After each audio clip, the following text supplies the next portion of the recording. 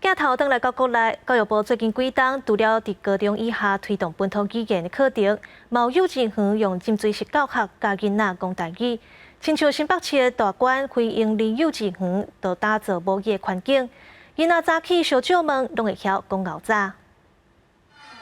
大家好，小朋友高早。 老师甲囡仔用台语讲话互动，这是邦桥大关非营利幼儿园的日常。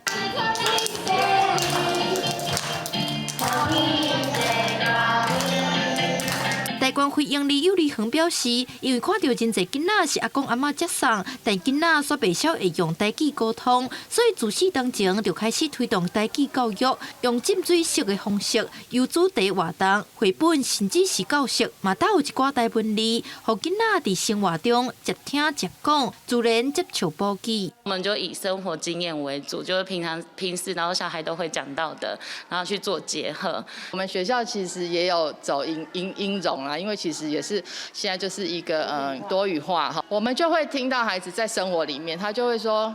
阿金就的是 banana， 我们会去发现说他们自己会去辨别的哈，自己已经是内化了。校长表示，老师会透过台语见识课甲互相讨论来发想主题，真侪家长嘛支持囡仔加学一寡语言。新北市教育局表示，配合教育部推动多语化，最近几档参加台语浸水式计划学校嘛愈来愈多。